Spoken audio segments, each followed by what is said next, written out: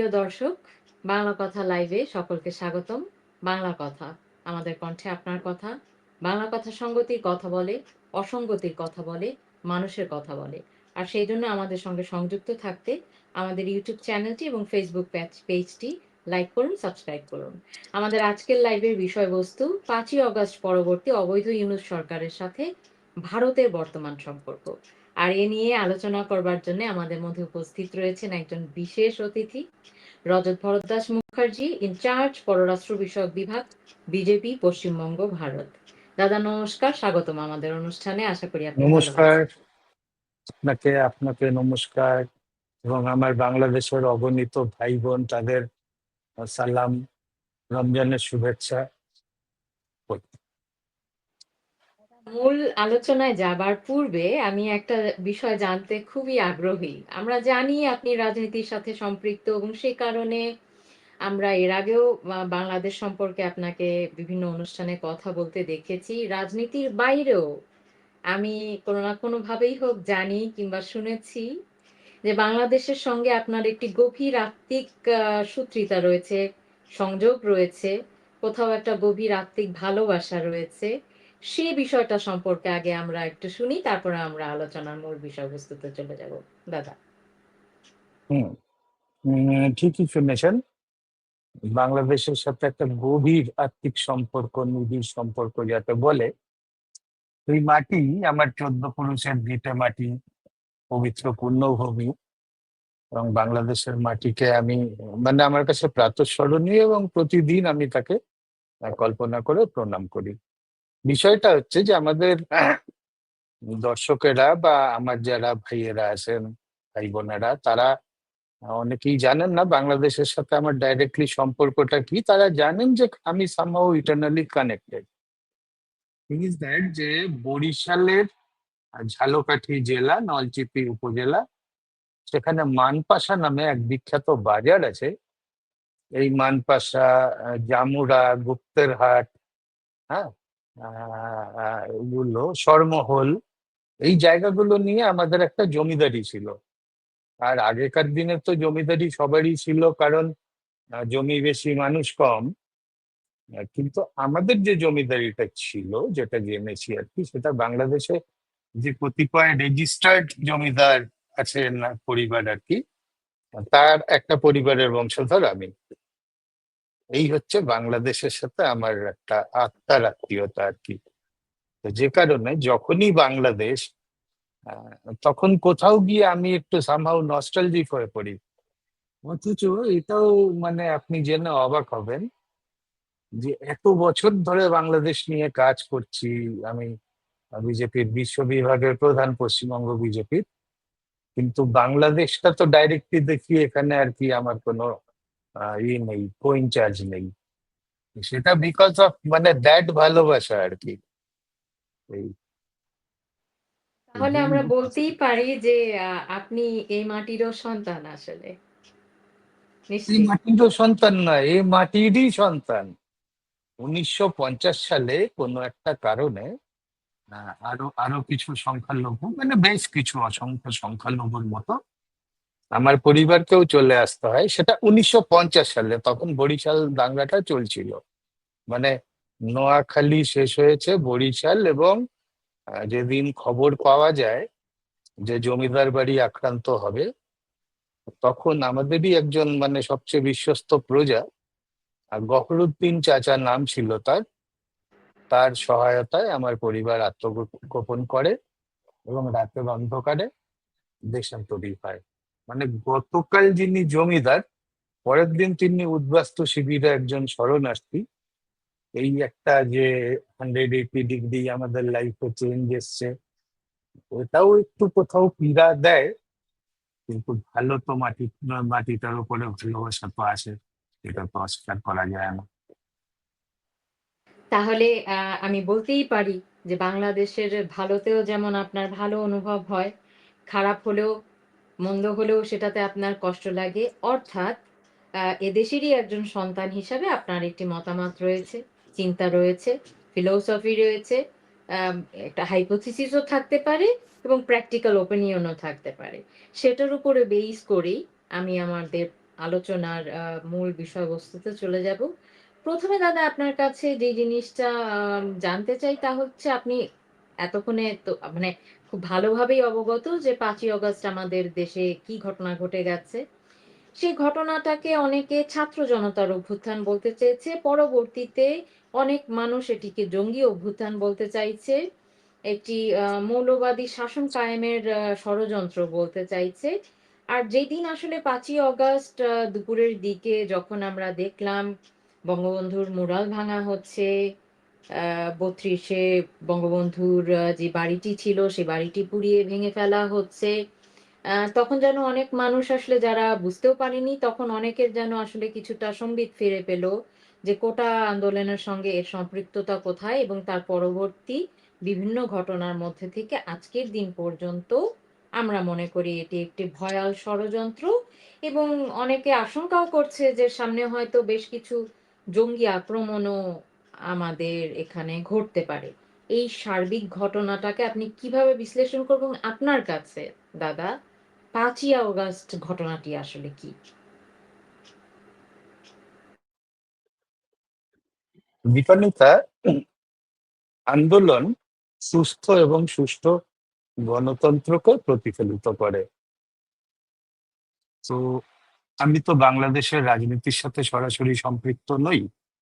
আমি যেটুকু খবর পাই through different media, social media, অন্যান্য যা প্ল্যাটফর্ম আছে এবং আমার যারা লোকজন আছেন, খোঁজ নিতাম কি হচ্ছে, তো তারা বলতো ছাত্র জনতার একটা আন্দোলন। তো মনের দিক থেকে একটু সমব্যথী হয়েও পড়েছিলাম। ১৬ বছরের আওয়ামী লীগের শাসন একেবারেই যে মানে যেটাকে তোমার বলে গভর্নমেন্টের বিরুদ্ধে একটা অ্যান্টি ইনকামবেন্সি মানুষের মনে, একটা জনরোধ, একটা ক্ষোভ জমানো হয়, নাথিং সারপ্রাইজিং।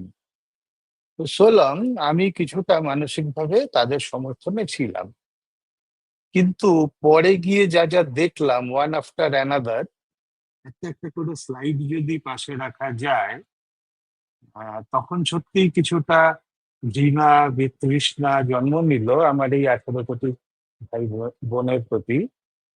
ঠিক আছে, শেখ হাসিনা চলে এলেন, উনি স্টেটমেন্ট দিলেন যে লাশের ওপরে, স্তূপীকৃত লাশের ওপরে দাঁড়িয়ে রাজনীতি আমি করতে চাই না, প্রধানমন্ত্রীত্ব আমি নিতে ধরে রাখতে চাই না। তো উনি ছেড়ে চলে এলেন।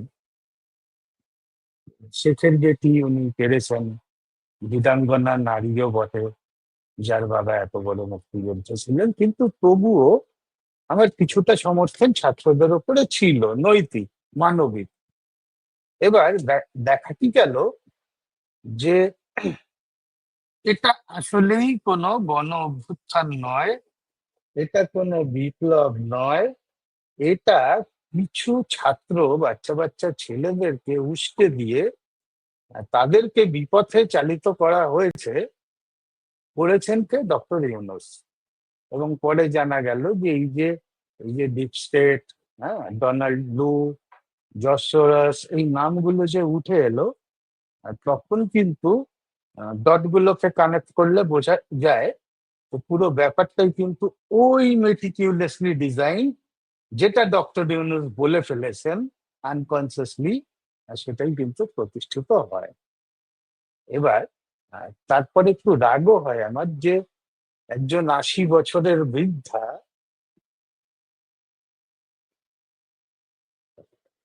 আমাদের প্রত্যেকের বাড়িতেই মা, ঠাকুমা, জেঠিমা, পিসিমা এরকম অশীতিপর বৃদ্ধা থাকেন, তো তার অন্তর্বাস নিয়ে এত হই হুল্লোড় করা, তখন সত্যিই কিন্তু আমার মনে একটা প্রশ্নবোধক চিহ্ন তৈরি হয়ে গিয়েছিল যে এরা কি আদৌ ছাত্র? এরা কি দেশের উন্নয়নের স্বার্থে কি এই বিদ্রোহটা করলেন? পরে গিয়ে তো ওয়ান আফটার অ্যানাদার আমরা জানতে পারলাম যে না না না, এটা কোনো বিদ্রোহ ছিলই না। কিছু বাচ্চা টাচ্চাদেরকে উস্কে মাঠে নামিয়ে দেওয়া হয়েছিল যে তোমরা বড় বীর হবে, তোমরা একদম গুলির সামনে বুক চিতিয়ে দাও, নিজের বুক এগিয়ে দাও, বুক পেতে দাও, তোমরা গুলি খাও, তোমরা মরো, আমি 84 বছর বয়সে এসে প্রধানমন্ত্রীর আসনটা অলঙ্কৃত করি। তো উনি সবকিছুর মাস্টার মাইন্ড। এবং আজকের দিনে মানে আমার ওনার প্রতি, আমি আমি ভাষা সন্ত্রাস করি না, তাই খারাপ ভাষা ব্যবহার করব না। ওনার মুখটাও আমার কাছে একটা কেমন যেন অভিশপ্ত মুখ, যে একটা মানুষ গোটা বাংলাদেশ এবং তার 18 কোটি জনগণকে 6 মাসের মধ্যে ছাড়খাড় করে দিলেন।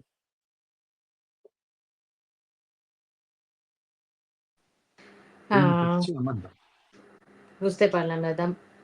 বর্তমান ওনার সরকারকে আসলে অবৈধ সরকারই বলা হচ্ছে, কেননা সংবিধান অনুযায়ী আসলে এই সরকারের কোনো ইন্টারিম সরকার সরকার বলে কোনো কিছু আসলে হয় না।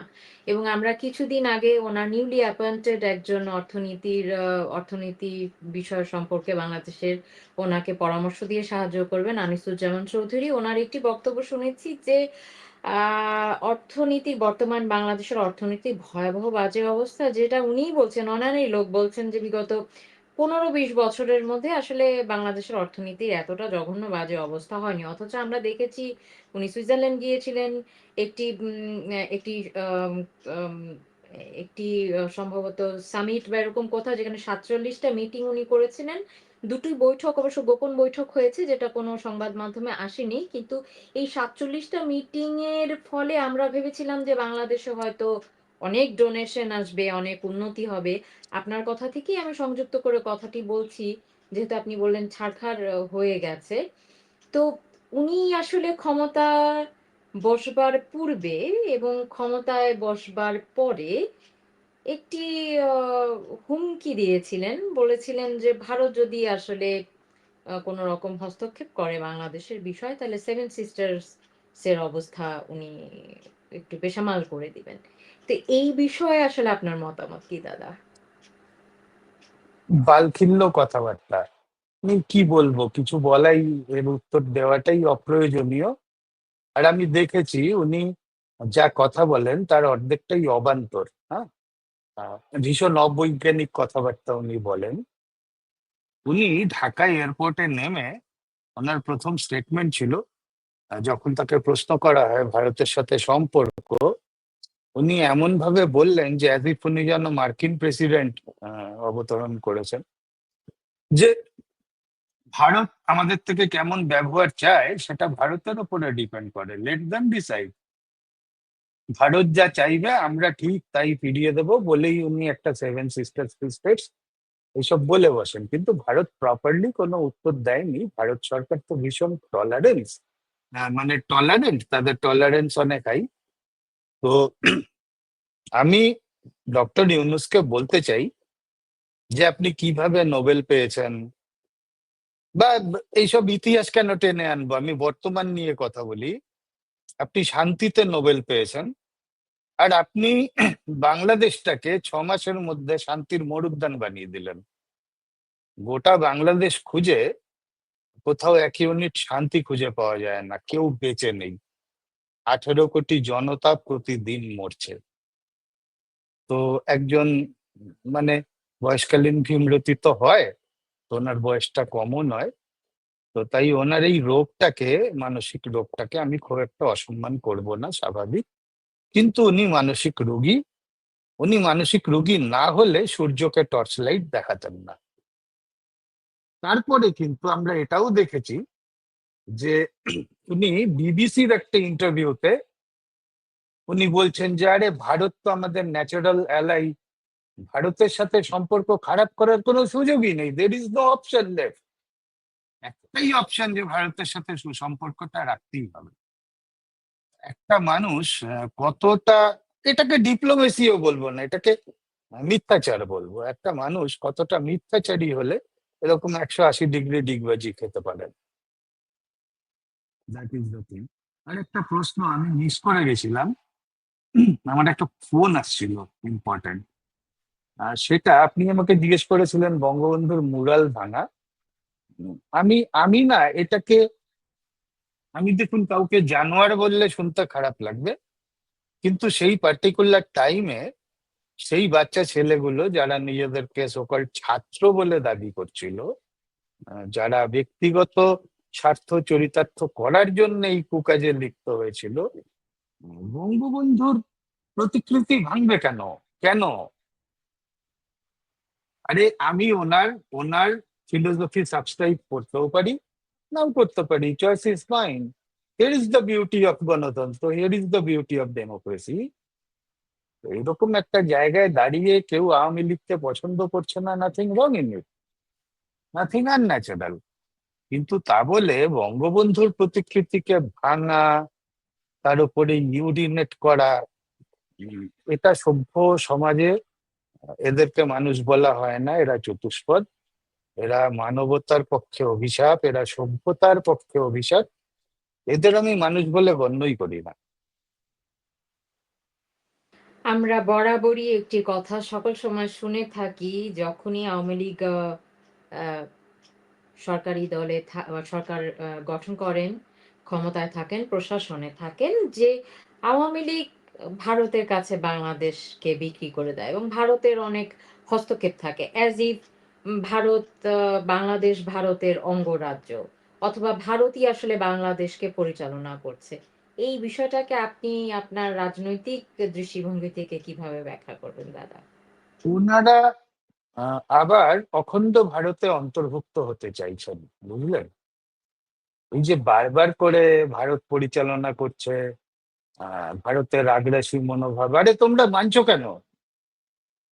তোমার দেশটা তো তুমি চালাচ্ছ, মানছোটা কেন? মানবে না, বন্ধ করে দাও। তুমি একবার তুমি ভারত বিরোধী স্লোগানিং করে জাতিকে উত্তেজিত করে তুলবে, ভারত বিদ্বেষী করে তুলবে, আর পর মুহূর্তে তুমি মেল করবে যে চাল পাঠান, ডাল পাঠান, পেঁয়াজ পাঠান। বন্ধ করো, দুটো তো চলবে না। আর হতেও দেবো না, এগুলো পাবলিক ডোমেনে এনেও দেবো। অলরেডি পোস্ট শেখ হাসিনা এরা আমরা কিন্তু 2 লক্ষ মেট্রিক টন চাল আমরা বাংলাদেশকে দিয়ে ফেলেছি, 8 বার, এই 25-27-এর ব্রেকআপে, ইফ নট মোর। তাহলে এটা বন্ধ করো। তাহলে তোমাদের ভারতের ভিসা লাগে কেন? Stop it, plain and simple. আমরা এবারও বাজেটে বাংলাদেশকে 120 কোটি টাকা অনুদান দিলাম, মানে একদম মানে নো রিফান্ডেবল অনুদান। তো ইট রিভিলস যে কি করে ভারত পাশে দাঁড়াচ্ছে, ভারত হেল্প করছে। তা না হলে আপনি বলুন, একটা ছোট্ট রাষ্ট্র, তার রাষ্ট্রপ্রধান শেখ হাসিনা উনি যতদিন ছিলেন, বাংলাদেশের জিডিপি ভারতের থেকে হাই ছিল। উনি কত বড় ভিশনারি! আজ থেকে 20-25 বছর আগে ওনার মাথায় এই প্রোগ্রাম চলে এসছে, যেটা পরে সারা পৃথিবীতে ছড়িয়েছে, যে দেশকে প্রকৃত উন্নয়নের পথে নিয়ে যেতে গেলে women empowerment is a mandatory. We need to focus on women empowerment. এবার এই যে টেক্সটাইল ইন্ডাস্ট্রিটা, এটা কাদের জন্য এত বড় হয়েছে বাংলাদেশে? বিকজ অফ উইমেন পাওয়ার। কারণ মেয়েদের হাত ছেলেদের থেকে শেষ হয়, আর মেয়েদের যেটা দৈনিক মজুরি এটাও তুলনামূলক একটু কম হয়, যেহেতু পুরুষের শারীরিক সক্ষমতা বেশি। এই জায়গাটাকে শেখ হাসিনা ইউজ করে এত মহিলাকে জীবিকা অর্জনের একটা সুযোগ করে দিলেন। তাদের একটা বলার মতো চাকরি হলো, দৈনন্দিন জীবনে শান্তি হলো, ইন্ডাস্ট্রিটা এত বড় হয়ে গেল, এবং জিডিপি ভারতের থেকে হাই। তো তাহলে বলুন, ওনার যোগ্যতাকে প্রশংসা না করে উপায় আছে?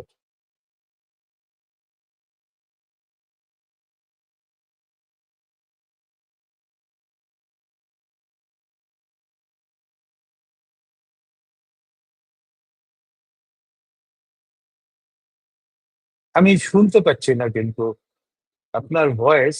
হ্যালো? এখন শুনতে পাচ্ছেন দাদা? হুম হ্যালো? হুম হুম হুম। হ্যাঁ হ্যাঁ, বলুন। সমস্যা হচ্ছিল মাইক্রোফোনে। হুম হুম আবার অনেকে যারা আছেন হয়তো আওয়ামী লীগের যে সমর্থক এমনটাও নন, কিন্তু তারা এই কথা বলে থাকেন যে আওয়ামী লীগই আবার একমাত্র রাজনৈতিক দল বাংলাদেশে যারা আসলে বিভিন্ন রকমের নেগোসিয়েশন, কন্ডিশন, এই জায়গাগুলোতে আসলে যেতে পারে ভারতের সঙ্গে। আমি আজকে যেহেতু আমাদের আলোচনার বিষয়বস্তুই হচ্ছে যে ৫ই অগস্ট পরবর্তী আসলে বর্তমান বাংলাদেশে যিনি অবৈধ সরকার রয়েছেন তার সাথে ভারতের বর্তমান সম্পর্ক। তো এখানে উম মাননীয় আ আ ভারতের সেনা প্রধান কিছুদিন আগে একটি বক্তব্য দিয়েছেন। সেটা আমরা শুনেছি। আপনি তো ভালোভাবেই জানেন দাদা। সেটা হচ্ছে বর্তমান সরকারের পতন না হলে ভারতের সাথে বাংলাদেশের সম্পর্কের যে অবনতি হয়েছে তা উন্নত হবে না। এখন কথাটা হচ্ছে উনি বলেছেন সম্পর্ক অবনতি হয়েছে। তার মানে কোথাও, কোথাও আসলে সম্পর্কটা অবনতি হয়েছে কোথাও। এর পেছনের কারণ কি বা আপনার কাছে আসলে কি মনে হয় সেই বিষয়টা আসলে জানতে চাচ্ছি। দেখুন, ডিপ্লোমেসিতে অবনতি হয়েছে এরকম ডাইরেক্টলি বলা যায় না।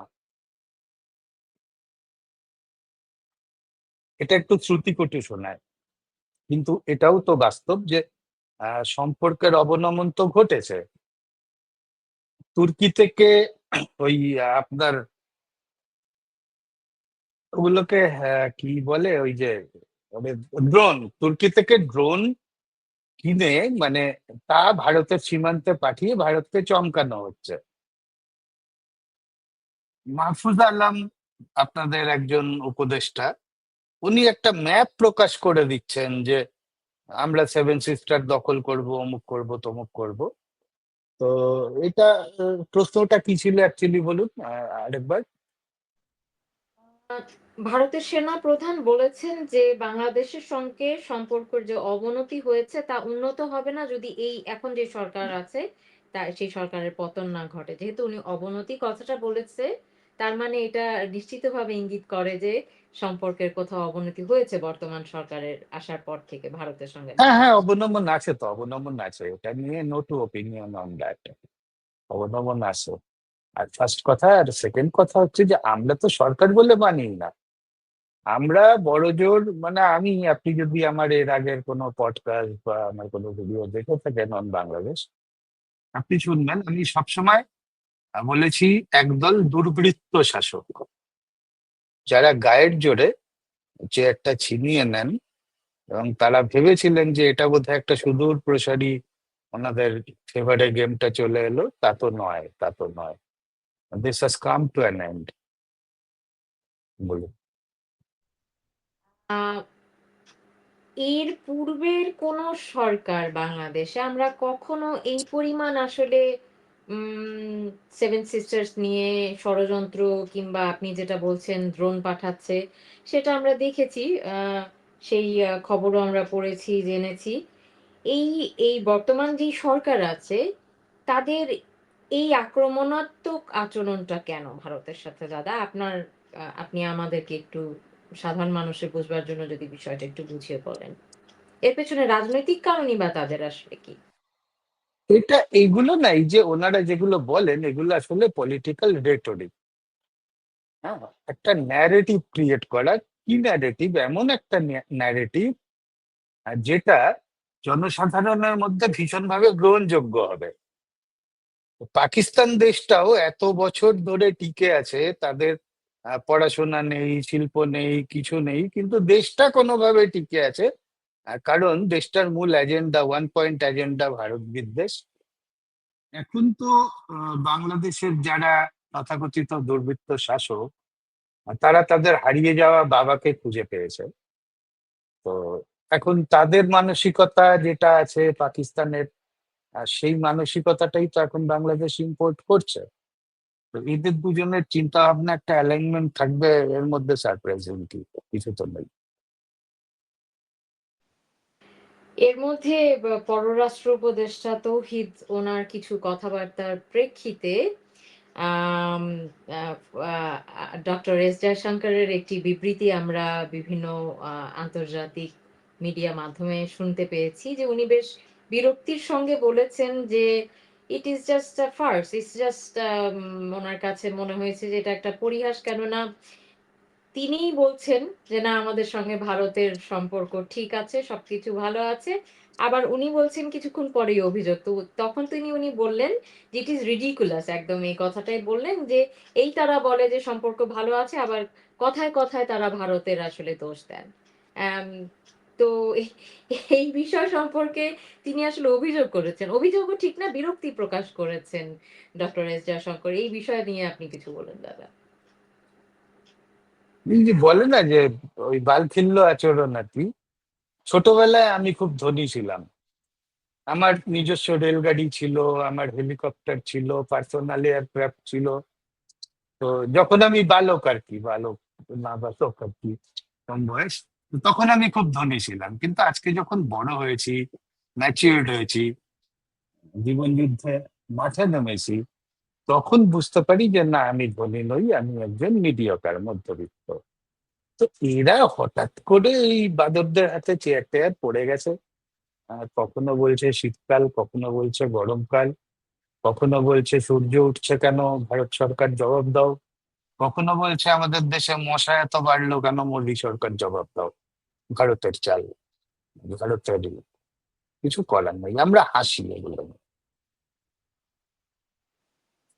আহ বুঝতে পেরেছি দাদা। আপনি একটু আগে বলছিলেন বিবিসি বাংলায় একটি ইন্টারভিউ দিয়েছিলেন মোহাম্মদ ইউনুস, এবং সেখানে তিনি বলেছেন যে ভারতের সঙ্গে আসলে সম্পর্ক খারাপ হওয়ার কোনো কারণই নেই। এটি একটি অপপ্রচার করেছে, এবং কারা অপপ্রচার করেছে উনি একটা ইঙ্গিত করেছে। যদিও আমরা আসলে বুঝতে পারিনি যে উনি আসলে কাদেরকে মিন করেছে। এবং উনি বলেছেন যে মোদিজির সঙ্গে তার কথা হয়েছে এবং সবকিছু খুব ঠিকঠাক। আম খুব কনফিডেন্টলি উনি এই বিষয়টা বলেছেন, এবং বলেছেন যে ভারত প্রতিবেশী রাষ্ট্র, সম্পর্ক খারাপ হওয়ার কোনো সম্ভাবনাই নেই। এই যে ওনার হঠাৎ একটি পরিবর্তন, যেই মানুষটি ৬-৭ মাস আগে বেশ হুঙ্কার ছেড়ে বলেছিলেন, ভারতকে সাবধান করেছিলেন, এই মাত্র ৫-৬ মাসের মধ্যে তার এই 360 ডিগ্রি অ্যাঙ্গেলের পরিবর্তনের পেছনের কারণ আপনি কি মনে করেন? উনি তো রিয়েলাইজেশন, রিয়েলাইজেশন, এটাই লাইফের রিয়েলাইজেশন। শৈশবে আমি খুব ধনী ছিলাম, যখন আমার 5 বছর 6 বছর বয়স। আর যখন 50-এ উপনীত, আমি বুঝতে পারি যে আমি অ্যাকচুয়ালি কি। ধনী তো দূরের কথা, আমি একজন সাধারণ মধ্যবিত্ত, রাইট? এই সেন্সটা আমার কবে হলো, যখন ম্যাচিউরিটি এলো। এরা দুদিন হয়ে এসছে, এরা তো হাতে মানে চাঁদ পেয়ে গেছে। তো কি বলতে হয়, কি বলতে হয় না, যখন যেমন খুশি, যখন যে স্টেটমেন্টটা আর কি মানানসই হয়, এনারা সেইভাবে কথাবার্তা বলছেন। তো তার থেকে বেশি কিছু প্রত্যাশাও করি না আমরা। কারণ সবাই তো শেখ হাসিনা হন না। আপনি বলুন, আমি কাউকে ছোট করছি না, বাংলাদেশটা আমারই দেশ, হ্যাঁ। আজকে বাংলাদেশের কাছে কি আছে যে সারা বিশ্বে বাংলাদেশের বিরাট একটা গ্রহণযোগ্যতা হয়ে যাবে? তেমন তো কিছু নেই। কোথাও তো যে আপনারা খুব চ্যাম্পিয়ন, কিছু তা না। কে- তেমন কিছু না, কিন্তু আপনার দলে একটা মেসি ছিল। আপনার দলে একটা মেসি ছিল, মেসি ছিল বলে মাঠে 2-2.5 লক্ষ আর কি দর্শক হয়ে যেত গ্যালারিতে। মেসিটা হচ্ছে Sheikh Hasina. She made the difference. আর আজকে আমরা সেই জায়গাটা কি অস্বীকার করে বসলাম? তো বাঁদরের হাতে দেশ চলে গেছে, আর কিছু করারও নেই। এটাও কিন্তু একদিক থেকে আমি বলবো ব্লেসিংস ইন ডিসগাইজ। এই ঘটনাটা ঘটলো বলে কিন্তু আজকে বাংলাদেশের সাধারণ মানুষ অ্যাপেল টু অ্যাপেল যে কম্পারিজন, এটা করার একটা সুযোগ পাচ্ছেন। তা না হলে তো মনেই হতে পারতো যে ইস, কি মিস হয়ে গেল, আমরা একটা নোবেল লরিয়েট, একটা রাষ্ট্রনায়ক রাষ্ট্রপ্রধান পাচ্ছিলাম, তো সেটা পেলাম না। আজকে লোকে বুঝতে পারছে যে রিয়ালিটিটা কি। এখন সবাই বলছে, বাংলাদেশের সাধারণ মানুষ, যে নেত্রীকেই ফেরত চাই। দেশকে যদি কেউ দিশা দিতে পারে, উনি শুধু শেখ হাসিনা, অন্য কেউ নন। এটা হওয়া খুব দরকার ছিল, এটা হওয়া দরকার ছিল। বলাই আমার মনে হলো যে একটি প্রশ্ন আসলে আপনাকে করি। আমরা বিগত প্রায় ১৫-২০ দিনের অধিক একটি গুঞ্জন শুনতে পাচ্ছি যে মাননীয় প্রধানমন্ত্রী শেখ হাসিনা প্রত্যাবর্তন করবেন, তিনি ফিরবেন, এই হয়তো আসছেন কিংবা আসবেন, এরকম বেশ কিছু কথাবার্তা, এবং আমাদের আমাদের দেশের যিনি সেনাপ্রধান, তার একটি হুঙ্কার আমরা শুনতে পেয়েছিলাম। তিনি এটাও বলেছেন যে আসলে নিজেদের মধ্যে যদি আসলে কাদা ছোড়াছুড়ি বন্ধ না করা হয়, তাহলে বাংলাদেশের সার্বভৌমত্ব আসলে বিপদের মধ্যে পড়বে। এবং অনেকে বলছে যে আসলে উনি কি কোনো রকমের কোনো স্টেপ নেবেন কিনা মাননীয় প্রধানমন্ত্রী দেশে ফিরবেন বলে? যেহেতু তিনি আসলে এই মুহূর্তে ভারতে রয়েছেন আমরা জানি। আ এই তথ্যটি আসলে কতখানি সত্য দাদা? উনি কি আসলেই আমরা যে গুঞ্জনটি শুনতে পাচ্ছি, সেটা কতখানিক সত্য ওনার প্রত্যাবর্তনের? দেখুন, এটা না একটা সর্বোচ্চ লেভেলের ডিপ্লোমেসি, যার পাঠ নেত্রী স্বয়ং, আমাদের প্রধানমন্ত্রী মোদিজি, জয়শঙ্করজি, ডোভাল সাহেব। ভারতের যে সিক্রেট এজেন্সি গুলো আছে, সিক্রেসি মেনটেন করার জন্য তাদের খুব সুনাম। যেমন মোসাডের মতো অর্গানাইজেশন কোনো সাকসেস পেলে সেটাকে আবার ফলো করে বলে, মানে বিশ্বকে চেনায় যে আমাদের চীনে রাখো, আমরা কত পাওয়ারফুল। ভারতের যে সরকারই থাকে না কেন, এটা আমাদের নীতি না, আমরা আমাদের কৃতিত্ব গুলোকে একটু লুকিয়ে রাখি। তো এই গোয়েন্দারা তারা স্টেপ নিচ্ছেন, মানে অজিত ডোভাল নিজে আছেন। তো কোনো কিছুই কিন্তু বেরিয়ে আসা সম্ভব না, যেটা সিক্রেট সেটা সিক্রেট। এমন হতেই পারে যে আগামীকাল সকালে ঘুম থেকে উঠে খবর পেলেন, আরে সাংঘাতিক ব্যাপার, ঢাকায় কয়েক লাখ লোক জমা হয়ে গেছে, নেত্রী ফিরেছেন। এমনটাই হবে কিন্তু, হ্যাঁ। আর কিভাবে হবে, কবে হবে, এটা একটা মিলিয়ন ডলার কোয়েশ্চেন। এরকম ফোন আমি সারাদিনে ফোন হোয়াটসঅ্যাপ প্রচুর পাই। তো এটা, তো ধরুন আমি একটা ওয়াইল্ড ওয়াইল্ড একটা পারসেপশন, এটা ছাড়া তো আর কিছু একদম স্পেসিফিক ডেট বলা সম্ভব না। কবে যাবেন, কিভাবে যাবেন, কি রঙের শাড়ি পরে যাবেন, হাতে কি ব্র্যান্ডের ব্যাগ থাকবে, এগুলো বলা যাবে না। কিন্তু আহ, আপনি যদি একটু মনে করেন যে আমাদের কবিবর নজরুল ইসলাম এক যুগ আগে উনি লিখে গেছেন যে ওই বিজয়ের কেতনরে কাল বৈশাখীর ঝড়, তোরা সব জয়ধ্বনি কর, তোরা সব জয়ধ্বনি কর। আজকে আমরা চৈত্রে পড়লাম, বৈশাখটা কবে? এটাই উত্তর। বাংলাদেশে কাল বৈশাখী ঝড় আসছে, এবং বাংলাদেশের লক্ষ লক্ষ জনতা এক জায়গায় সমবেত কণ্ঠে তারা স্লোগানেরিং করবে, আর চোখের জলে ভাসি না, এসে গেছে হাসিনা। খুব তাড়াতাড়ি হয়ে যাবে, hopefully hopefully by end of March or April. আমাদের কিছু সোশ্যাল মিডিয়া ইনফ্লুয়েন্সার লাইক, আমি তরুণ দাকে এই পডকাস্টে পেয়েছিলাম এর আগে একদিন, খুবই পছন্দের মানুষ আমার। তো উনি প্রচুর রিসার্চ করেন এগুলো নিয়ে, আর একজন প্রথিতযশা সাংবাদিক, 3 দশক কাটিয়েছেন উনি সাংবাদিকতায়। তো খুব রিসার্চ করেন, করে উনি অনেক কিছু খুঁজে বের করেন, আমি ফলোও করি সুযোগ পেলে, ওনার নিউজটা শুনি। 80% তো মেলে, 80% মেলে। কিন্তু উনি তো অনেক আগের থেকেই বলছিলেন মার্চে ফিরবেন, মার্চে ফিরবেন, প্র্যাকটিক্যালি হতেও চলেছে সেটাই। আমিও সেটাই বিশ্বাস করি যে if not March it is April, not beyond that. তো এগুলো তো আমরা নিজেদের যেটা স্পেকুলেশন থাকে সেটা ওয়াইল্ড করে বলা যায়, উনি ফিরছেন। আমরা ইন্ডিয়া টুডের একটি নিউজেও আসলে জানতে পেরেছি গতকালকে, যেখানে রাবি আলম নামে একজন নিশ্চিত করেছেন যে প্রধানমন্ত্রীর পদমর্যাদাতেই বাংলাদেশে ফিরবেন, এবং ট্রাম্পের একটি টুইট আমরা আজকে সারাদিন ধরে দেখতে পেয়েছি, যেখানে তিনি স্পষ্টতই জানিয়েছেন যে Sheikh Hasina would return as PM in Bangladesh. So নিশ্চয়ই আপনার সঙ্গেও আমরা আরো বাকি কথা মিলিয়ে নিচ্ছি।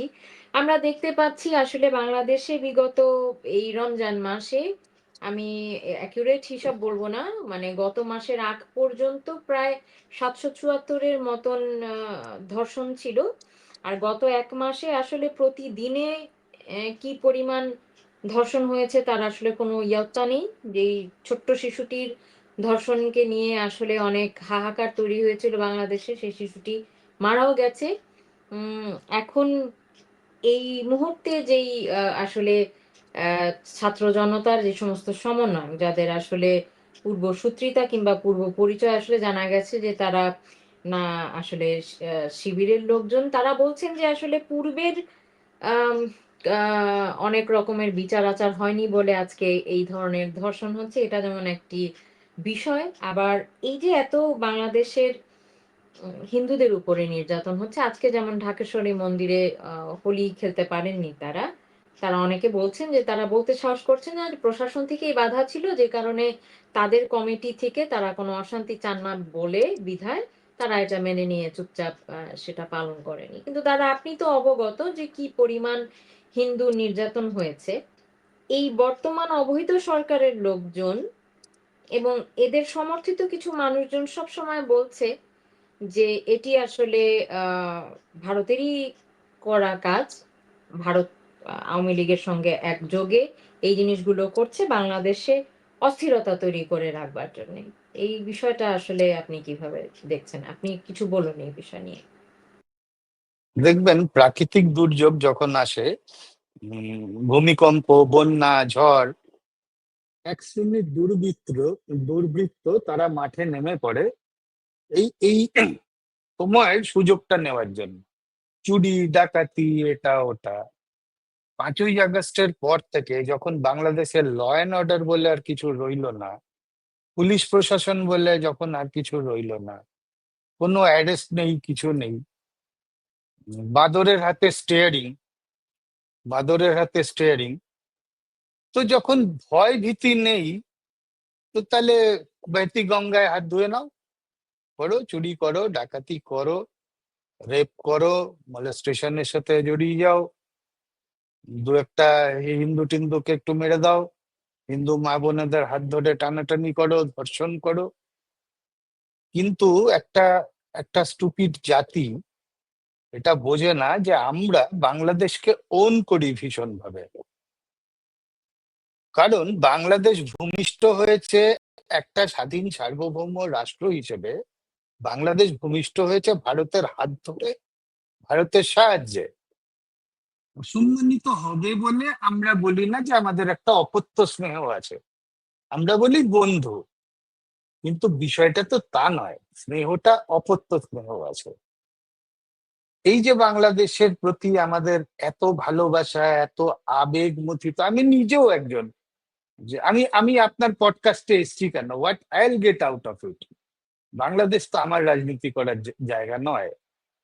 তো আমি আপনার সাথে পডকাস্টে এসছি বিকজ অফ মাই, আমার 18 কোটি জীবন, আমার কাছ থেকে কিছু জানতে পেরে যদি তারা কিছুটা মানসিক শান্তি পান, তো এই জন্য আসা। তো ভারতের একটা অপত্য স্নেহ আছে বাংলাদেশের ওপরে। আমরা ভীষণ টলারেন্স একটা জাতি, মানে টলারেন্ট একটা জাতি, আমাদের টলারেন্স খুব হাই। কিন্তু যদি হিন্দুদের ওপরে অত্যাচার করা হয় না, তাহলে কিন্তু মন মানসিকতা একটু আমাদেরও পাল্টাবে। হ্যাঁ, মানে this may not go so unchallenged like this. বাংলাদেশের মানুষকে বুঝতে হবে যে এই 2-2.5 কোটি যে সংখ্যালঘু আছে মূলত হিন্দু, তারাই কিন্তু আমাদের ঢাল। আমরা যদি সবাই মিলে হিন্দুদেরকে প্রোটেকশন দিয়ে না রাখি, তাহলে কিন্তু আমাদের কপালে অশেষ দুর্গতি আছে। তা আমি করজোরে, আমি বারবারই আমার সবকটা ভিডিওতেই আমি বাংলাদেশের যারা সংখ্যাগরিষ্ঠ তাদের কাছে করজোরে নিবেদন করেছি যে সনাতনীদের আগলে রাখুন, বুকে জড়িয়ে রাখুন, তাদের ক্ষতি করবেন না। সামহাও কিন্তু ভারতটাই হিন্দুদের সনাতনের হেডকোয়ার্টার, যেমন আপনার ভ্যাটিকান খ্রিস্টানদের। তো এটা করলে পরে তো দুর্ব্যবহার আমরাও করব, বন্ধ হওয়া দরকার। শেখ হাসিনা ফিরে গেলে আবার ল অ্যান্ড অর্ডার চলে আসবে, আবার নর্মালসি রেস্টোর্ড হবে। We are waiting for the day. এটি সম্পূর্ণ আপনি ডিনাই করছেন। তারা যে বিষয়টা বলছে যে আসলে এটা ভারতের একটা ইনফ্লুয়েন্সে হচ্ছে আওয়ামী লীগের সঙ্গে একত্রভাবে, যে দেশের পরিস্থিতি খারাপ করবার জন্য। অনেকগুলো ভাষা আছে, আমরা শুনি যে শ্রমিক লীগ হয়ে ফিরে এলো আওয়ামী লীগ, গার্মেন্টস লীগ হয়ে ফিরে এলো আওয়ামী লীগ, রিক্সা লীগ হয়ে ফিরে এলো আওয়ামী লীগ। সো আওয়ামী লীগই সবকিছু করছিল বলে এরকমটা আমরা শুনছিলাম। সেখানে আপনি উল্টোটা বললেন দাদা, যে আসলে হিন্দুদের উপরে নির্যাতন বিষয়টাকে ভারত একেবারেই ভালো চোখে দেখে না। সো তাদের এখানে ইনফ্লুয়েন্স থাকার আসলে কোনো প্রশ্নই ওঠে না। তার মানে মানুষকে আসলে কোনো না কোনোভাবে ভিন্ন খাতে মন ফেরানোর ঘোরানোর জন্য হয়তো এই ধরনের আসলে ষড়যন্ত্রমূলক কথা বলে থাকে। আপনি ঠিকই বলেছেন দাদা। আসলে ১৯৭১ এর ডিসেম্বরের আ আ উম আসলে ভারত থেকে আমরা যেই সহযোগিতাটা পেয়েছি সেটা আমাদের স্বাধীনতা কিংবা বিজয় আসলে প্রাপ্তিতে আসলে একটু ত্বরান্বিত হয়েছে। আমরা হয়তো বিজয়ী হতাম। ভারতের সাহায্য ছাড়া আমাদের হয়তো অনেক সময় লেগে যেত। আমাদের হয়তো ক্ষয়ক্ষতির পরিমাণটাও আরো অনেক বেশি হতো। এ নিয়েও একটি কথা কথিত রয়েছে যেটা এইবারে ৫ই অগাস্ট পরবর্তী জেনজিদের মধ্যেও অনেক বেশি পুশ করা হয়েছে। সেটা হচ্ছে ভারত তার নিজের স্বার্থে ১৯৭১ সালে বাংলাদেশকে স্বাধীন করবার জন্য সহযোগিতা করেছিল।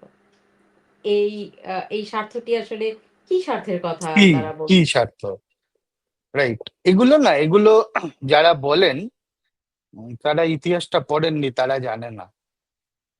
বাংলাদেশ আমাদের কাছে কি, ভারতের যে রাজ্য এবং কেন্দ্রশাসিত অঞ্চল অলমোস্ট ৪০টা, এই ৪০টা রাজ্য কেন্দ্র শাসিত শাসিত অঞ্চলের একটা ভেঙে গিয়ে তার 2/3 হয়েছে বাংলাদেশ, 1/3 হয়েছে পশ্চিমবঙ্গ, রাইট?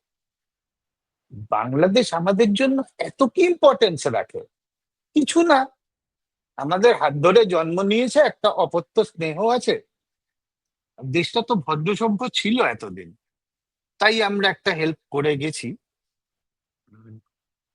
আপনি বলুন যে পৃথিবীর ইতিহাসে এমন অনেক ঘটনা আছে, বিভিন্ন দেশ আরেকটা দেশকে লিবারেশনে হেল্প করেছে, কিন্তু তারা সেই দেশের কিছুটা ভূখণ্ড নিয়ে নিয়েছে বা সেখানে একটা আর্মি বেস তৈরি করে নিয়েছে। আমরা কোনটা করেছি? আমাদের যে কয়েক লক্ষ সেনা মারা গেল, যারা আত্মাহুতি দিল, আমাদের ইন্টারেস্ট কি ছিল?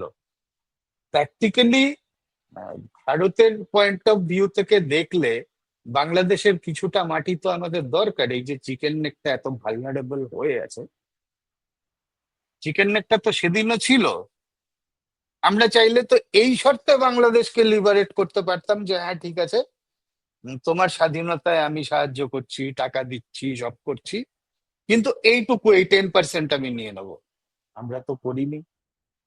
2 কোটি বাংলাদেশি ভারতে থেকেছে দিনের পর দিন, মাসের পর মাস। আমরা কি কখনো সেই খোঁটা দিই?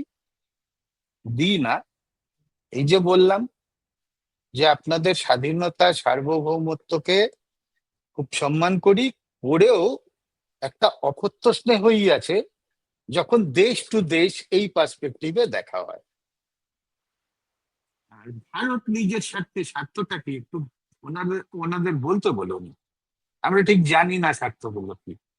তবে এটা তো অবশ্যই যে বাংলাদেশকে স্বাধীন করা আমাদের জন্য কোনো ক্ষতির কারণ হবে না, এটা মাথায় ছিল বলেই তো আমরা বাংলাদেশের লিবারেশনে এইভাবে ঝাঁপিয়ে পড়েছিলাম, যে আমাদের ক্ষতি হবে না। আর পাশের বাড়িতে, আমার পাশের বাড়িতে যদি অনেক দাহ্য পদার্থ মজুত করে রাখা হয়, কেরোসিন বা অমুক তমুক মোম এই ওই, আমি তো অবজেকশন রেজ করব। আমি তো বলবো যে রেসিডেন্সিয়াল এরিয়া, আপনি এখানে রাখতে পারবেন না। কারণ পাশের বাড়িতে আগুন লাগলে তো সেই আঁচ আমার আমার ঘরে আসবে। আমি আমার দেশের অভ্যন্তরীণ সুরক্ষা নিরাপত্তা নিয়ে চিন্তিত হব, কনসার্ন হব। Nothing wrong in it, nothing wrong in it. তো বাংলাদেশ লিবারেট হয়েছে, হ্যাঁ ঠিক আছে, আমাদের কোনো ক্ষতি নেই, উই ডিড হেল্প। কিন্তু যারা বলছেন ভারতের স্বার্থে, কি স্বার্থ? ইলিশ মাছ? They are all stupid, nothing to say. মাননীয় প্রধানমন্ত্রী শেখ হাসিনার নেতৃত্বে যে সময় বাংলাদেশ চলছিল তখনও আসলে এই পরিমাণ ইলিশ মাছ যায়নি যেটা এবার ভারতে গিয়েছে। সে বিষয় সম্পর্কে নিশ্চয়ই আপনি অবগত। কিন্তু তারা বলেছিলেন এবার গরিব দুঃখীরা ২০০-৩০০ টাকা ইলিশ মাছ খাবে। সেই বাস্তবতা যদিও আমরা দেখতে পাইনি। তারা বেশ কড়া দামে ইলিশ মাছ বিক্রি হচ্ছে এবং অনেক ইলিশ মাছ আসলে তারা বলেছিলেন পাঠাবেন না, কিন্তু পাঠিয়েছেন। দাদা, আপনি চিকেন নেক সংক্রান্ত বিষয়ে কথা বলার জন্য বর্ডার এবং সীমান্ত নিয়ে আমার কিছু আলোচনা রয়েছে আপনার সঙ্গে।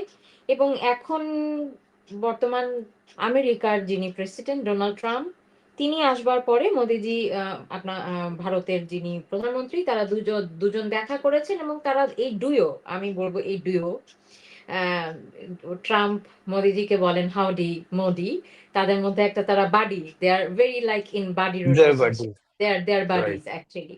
তারা একটি কথা ডিক্লেয়ার করেছে, zero zero tolerance to ISIS and এই জঙ্গিবাদ, এই ধরনের মৌলবাদের উপর। টেরোরিজম।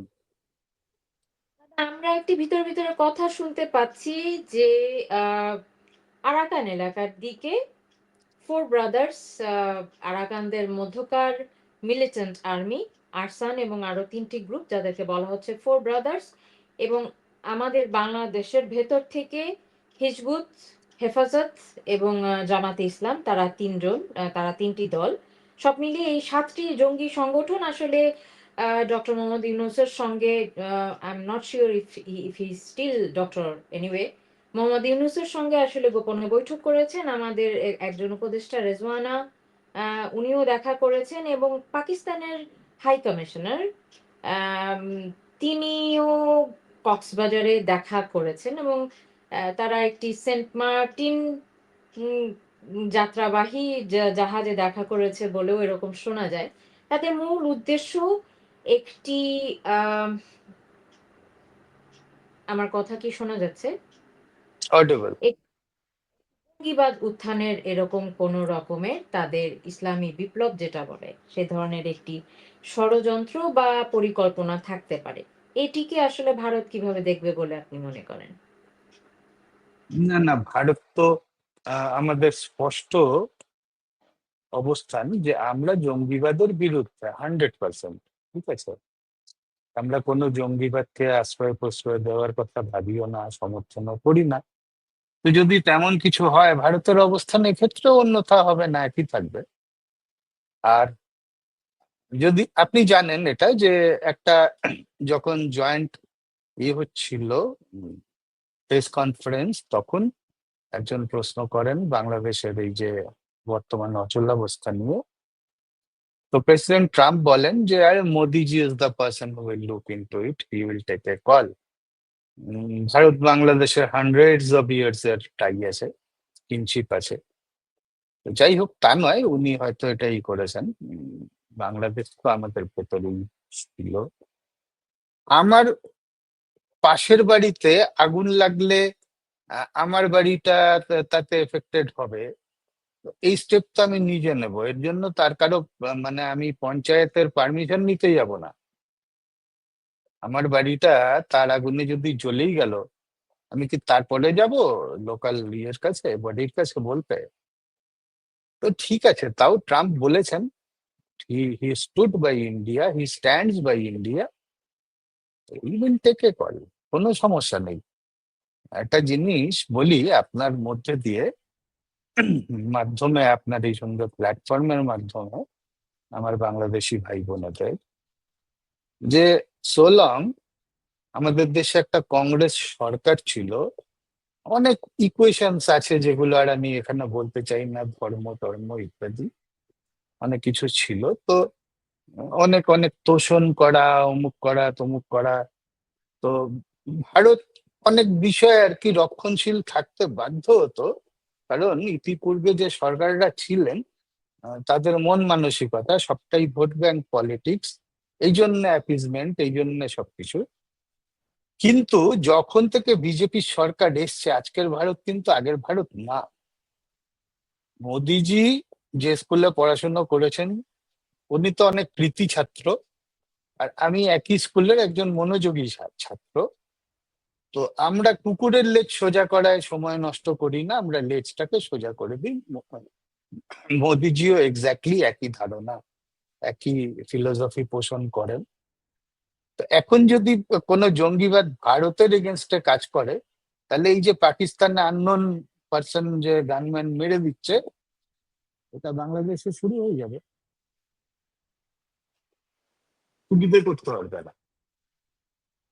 পাকিস্তানের বেলুচিস্তানের প্রবাবলি বেলুচিতে ট্রেন হাইজ্যাক হয়েছে এরকম ঘটনা আমরা শুনতে পাচ্ছি, শুনেছি, ইনফ্যাক্ট এটার ধারাবাহিকভাবে নিউজও হচ্ছে।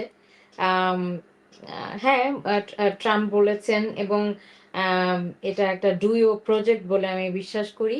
আ এরকম কথা শোনা যাচ্ছে যে আ মোহাম্মদ ইউনূসকে হয়তো চলে যেতে হবে। চলে যাওয়ার আগে উনি আসলে এই ক্ষতিটুকু সাধন করে দিয়ে যেতে চাচ্ছেন। বাংলাদেশকে খুব বাজেভাবে অস্থিতিশীল এবং জঙ্গি উত্থান করে উনি যেতে চান, যেটা আসলে সামাল দিতে সমস্যা হবে এবং তাতে আপনি ঠিকই বলেছেন, উনারা আসলে ভারতকেও অস্থির করতে চাচ্ছে এই সমস্ত কর্মকাণ্ডের মধ্য দিয়ে। দাদা, আমাদের লাইভের একেবারে শেষে চলে এসেছি আমরা। এই সার্বিক আলোচনার উপরে এবং ভারতের সঙ্গে বর্তমান বাংলাদেশের সম্পর্ক এবং সামনে কি হতে যাচ্ছে, মাননীয় প্রধানমন্ত্রী দেশে ফিরছেন। সবকিছু মিলিয়ে আপনার কথা দিয়েই আমরা শেষ করব লাইভটি। আপনার যারা বাংলাদেশে যারা আপনার ভক্ত রয়েছে বা আপনি যাদেরকে ভালোবাসেন, যারা এই মুহূর্তে আমাদের সঙ্গে লাইভটি এতক্ষণ দেখলেন, সব মিলিয়ে আমি এটাই বলতে চাই, বাংলা কথার দর্শক এবং বাংলাদেশের মানুষের উদ্দেশ্যে আপনার কিছু বলবার থাকলে বলুন। তারপরে আমরা লাইভটি শেষ করব। আমি একটা কথাই বলবো, যে এ লড়াই মাটির লড়াই, এ লড়াই আমি ছাড়ছি না। অত্যাচার যতই করো, এ লড়াই আমি হারছি না। তো যারা বাংলাদেশের স্বাধীনতাকে সম্মান করেন, এই যে লার্জার সেকশন অফ পিপল, তাদেরকে বলবো লড়াইটা করে যান। পূবের আকাশে তাকাবেন, দেখতে পাবেন সূর্যটা, মুক্তির সূর্য কিন্তু দেখা যাচ্ছে। আর একটু সময় লাগবে, সূর্যটা ব্রাইট হবে। লড়াইটা চালান।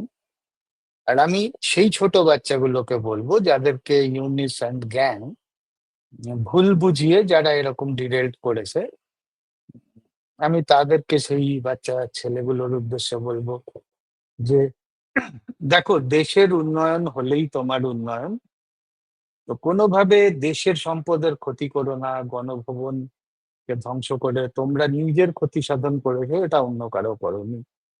বঙ্গবন্ধুর মোরাল ভাঙা, প্রতিকৃতি ভাঙা, মেট্রো রেল স্টেশন নাকি ভেঙেছে, আগুন টাগুন দিয়েছে, তো তারা বুঝতে পারছে না, তাদেরকে বিপথে চালনা করা হচ্ছে, ক্ষতি তো তারা নিজের করা হচ্ছে।